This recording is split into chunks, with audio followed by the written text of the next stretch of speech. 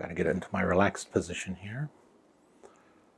Hello, and welcome back to the Top Shelf, my Criterion review series. My name is Ernest Whiteman III. I'm a Northern Arapaho filmmaker, artist, writer, and media educator, and today we're taking a look at the top shelf of my media collection. I will have a pre-selected Blu-ray or disc, and I will give you a synopsis, a review if I've seen it, and a reason why I purchased the disc. And today's, it's been a while since I've done a lot of these, so I'm a little out of practice, and by the time I get to the last one we'll film today, I will be running all engines, so forgive any stuttering or stammering. Today's disc is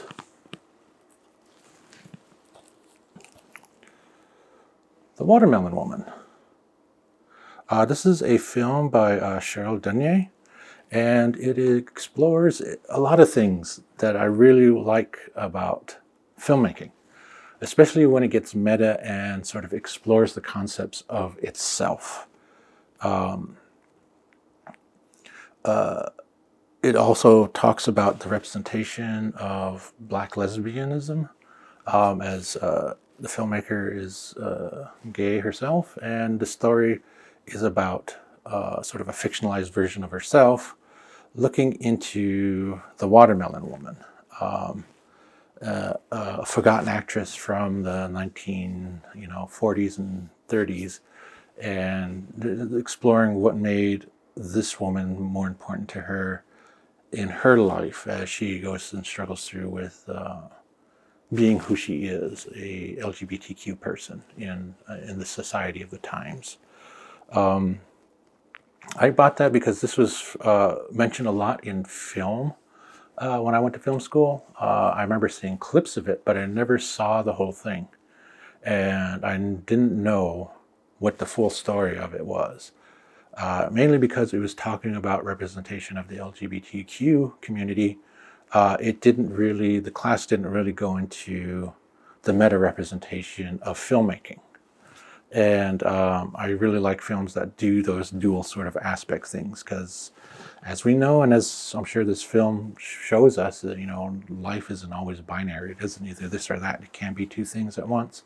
It can be many things at once, or it can just be a single thing at once. So that's what I like about this, the thinking about this film. I have yet to watch the full thing. I'm kind of spoiled on the storyline of it, but that doesn't stop me from wanting to see it and how it plays out. So, after all that, let's break out the glasses. As you can probably tell from the lighting and the shading, camera card ran out of space, so I had to get a new card. So this is a few days after, if you haven't noticed the cut I'm making obvious through this explanation. So once again, we will break out the glasses.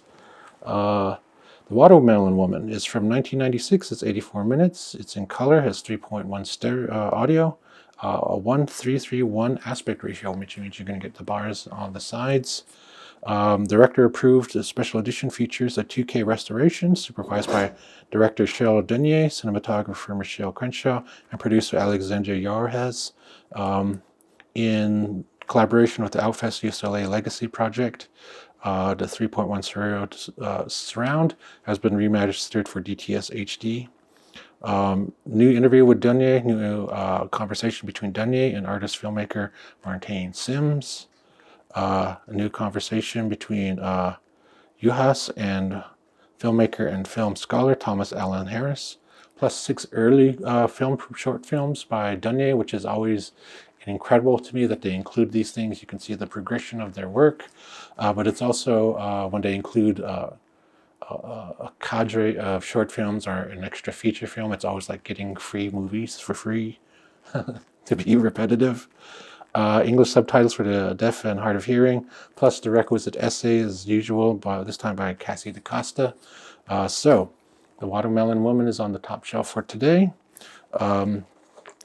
Spine number 1184. So again, we have many more of these. I'm shooting them as carefully and quickly as I possibly can. Thank you for hanging in this far with this series. I don't believe I'll end this series anytime or put a cap on it like I did with the book series, but thank you for joining me. I'll catch you next time.